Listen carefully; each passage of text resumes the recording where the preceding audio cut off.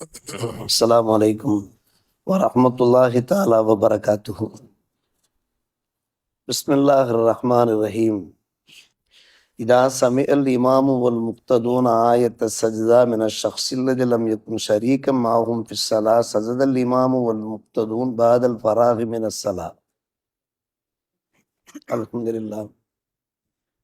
இன்றைய வியாழக்கிழமை ஃபிக்ஹ் பாடத்தினுடைய தொடர்ச்சியிலே கடந்த வார வியாழக்கிழமை சஜிதா திலாவத்து சம்பந்தப்பட்ட சட்டதிட்டங்கள் அதனுடைய தொடர்ச்சி இன்றைக்கு நினைவு கூறுகிறோம்.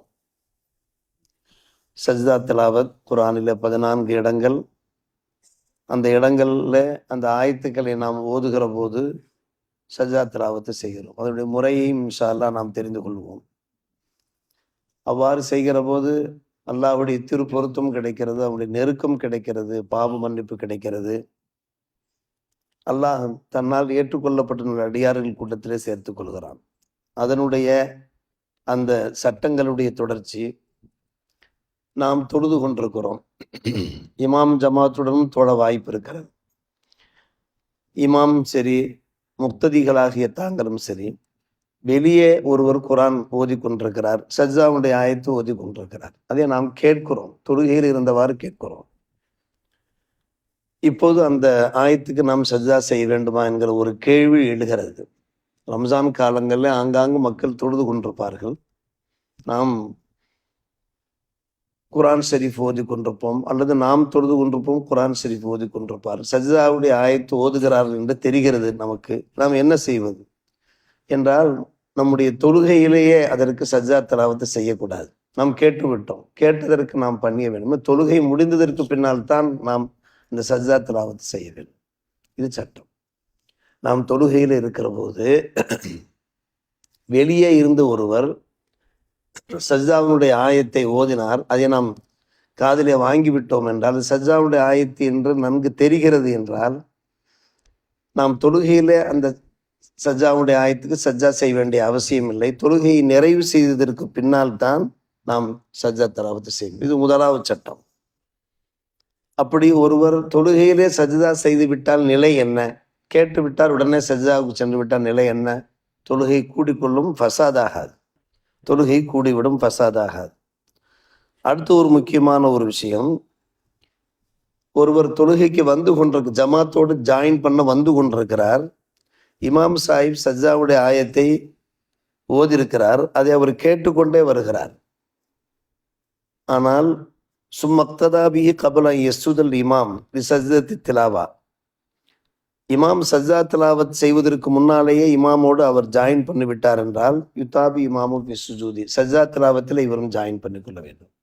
சஜ்ஜாவினுடைய ஆயத்தை கேட்ட வண்ணம் ஒருவர் ஒலு செய்துவிட்டு பள்ளி உள்ளே பிரவேசிக்கிற போது ஜமாத்திலே ஜாயின் பண்ணுகிறார். ஜாயின் பண்ணுகிற போது இமாம் சஜ்ஜா திலாவத்திற்கு சென்றிருந்தார் என்றால், அவர் சஜ்ஜா திலாவத்து சென்று விட்டு வரட்டும் என்று நாம் நினைக்கக்கூடாது.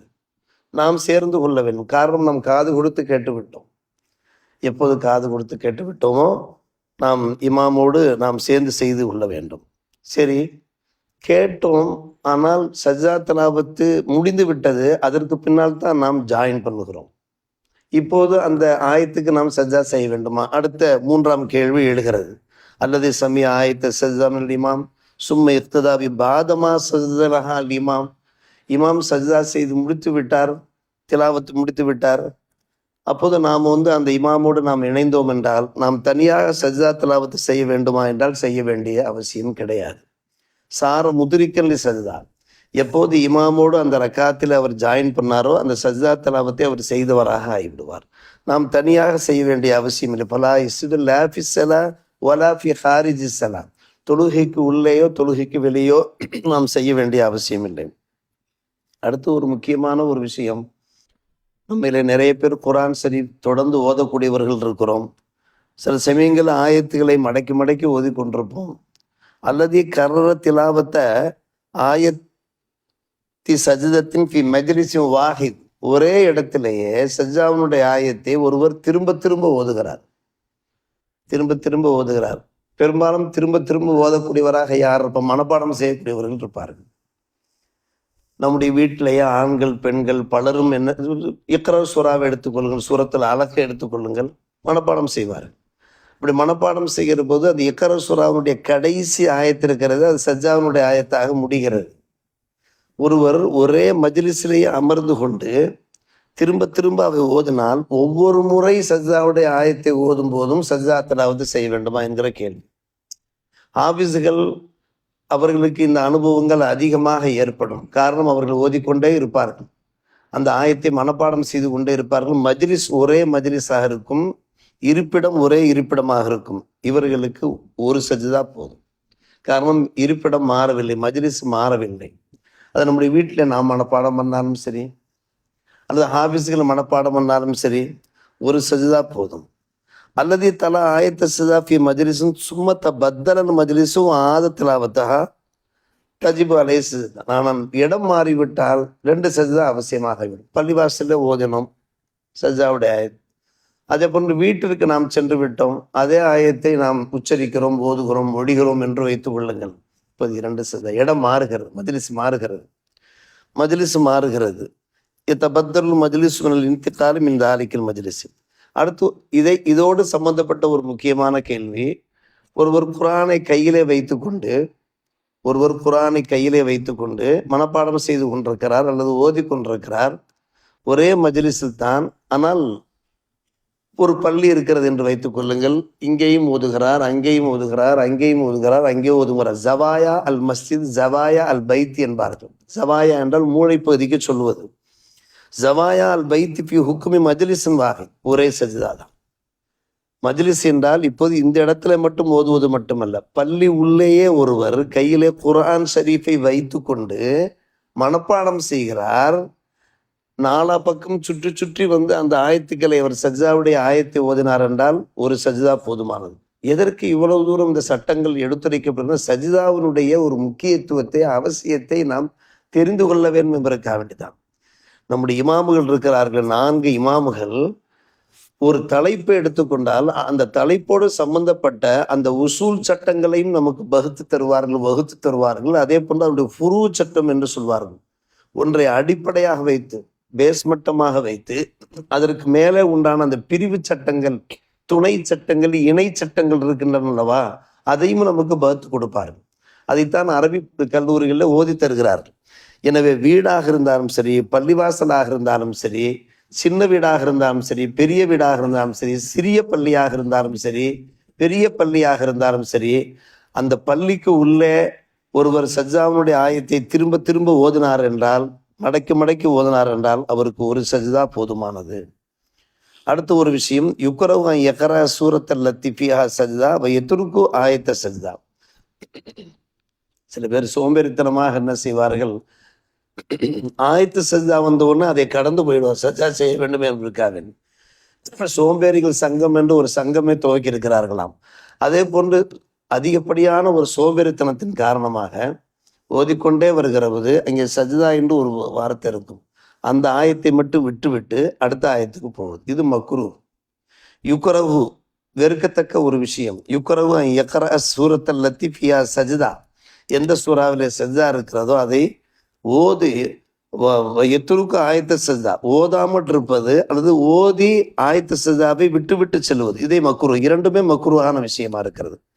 அடுத்த விஷயம், இதாக்கான சாமியோ கைர முன்தகா முத்தஹையின் சுஜூதி உஸ்துஹிப்பரில். இது முக்கியமான ஒரு விஷயம். நாம் சூறா ஓதி கொண்டிருக்கிறோம், சஜ்ஜாவுடைய ஆயத்து வருகிறது. சஜ்ஜாவுடைய ஆயத்து வருகிற போது நாம் சுற்றுமுற்றும் கவனிக்க வேண்டும். சில பேர் ஆங்காங்க பேசி கொண்டிருப்பார்கள்.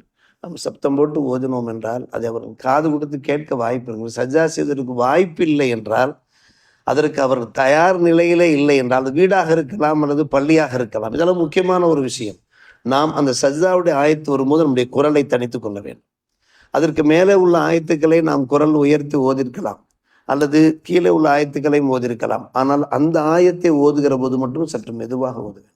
காரணம், மற்றவர்கள் சஜ்ஜாவுக்கு தயார் இல்லாமல் இருக்கிறார்கள். அவர்களையும் சஜ்ஜா செய்ய காரணம், அவர் சஜ்ஜா செய்யாவிட்டால் அந்த குற்றம் அவர்களை சாரும். அந்த குற்றத்திற்கு நாம் காரணமாக ஆகிவிடக்கூடாது. எனவே அந்த ஆயத்து வருகிற போது நாம் என்ன செய்ய வேண்டும், மெதுவாக ஓதிக்கொள்ள வேண்டும். அடுத்து ஒரு முக்கியமான விஷயம் கைஃபியத். சஜ்தா தலாவத் எப்படி செய்வது? நாம் எல்லோரும் தெரிந்து வைத்திருக்கிறோம். 2 தக்பீர்கள் சொல்கிறோம், ஒரு சஜ்தா செய்கிறோம். சற்று விரிவாக இங்கே சஜ்தத்தும் வாஹிதா பைன தக்பீரத்தின் 2 தக்பீர்கள் இந்த வதை ஜபஹத்தி அல்லல் அரதில் சுஜூதி.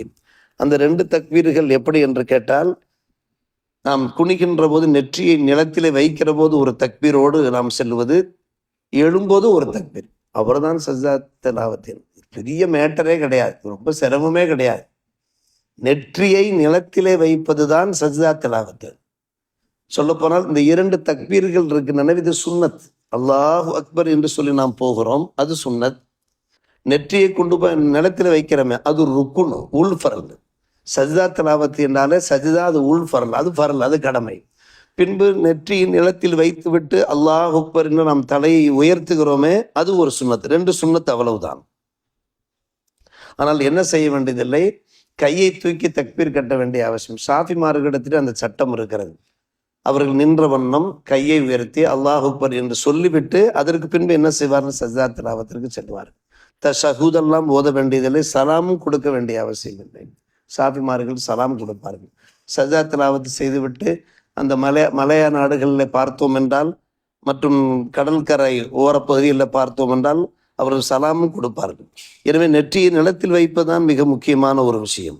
ஆனால் முஸ்தஹப் என்னவென்று கேட்டால், உட்கார்ந்து நாம் சஜ்தாவுடைய ஆயத்து ஓதிருக்கிறோம், எழுந்து நின்று சஜ்தா திலாவத் செய்வது முஸ்தஹப். அதில் அதிக நன்மை இருக்கிறது. அப்படியே செய்யலாம், உட்கார்ந்த வண்ணமே அப்படியே செய்யலாம். அல்லாஹ் அக்பர் என்று போய் நெற்றியை நிலத்தில் வைத்து திரும்ப அல்லாஹ் அக்பர் என்று அமர்ந்து நாம் தொடர்ந்து ஓதவும் செய்யலாம். முஸ்தஹப்பான காரியம், அதிக நன்மையை தரக்கூடிய காரியம் என்னவென்று கேட்டால், இளைஞர்களுக்கெல்லாம் அது லேசு. சற்று எங்களை போன்ற கிழவன்மார்களுக்கு அப்படியே நாங்கள் செய்வோம். இளைஞர்கள் என்ன செய்ய வேண்டும் என்றால், எழுந்து அல்லாஹ் அக்பர் சொல்லி அவர்கள் சஜ்தாவுக்கு சென்றார்கள் என்றால் அதில் அதிக நன்மை இருக்கிறது. இது போன்ற பல சட்டத்திட்டங்கள், இந்த சஜ்தாவின் மூலமாக நாம் கிடைக்கிற அந்த பலாபலன்களை, ஈருலக அந்த பாக்கியங்களை பெறுவதற்கு இது போன்ற சட்டத்திட்டங்களை கடைபிடிப்பதன் மூலமாக அந்த பாக்கியங்களை பெறுவோமாக. அல்லாஹ் ரப்பல் ஆலமீன் நல்ல புரிவானாக.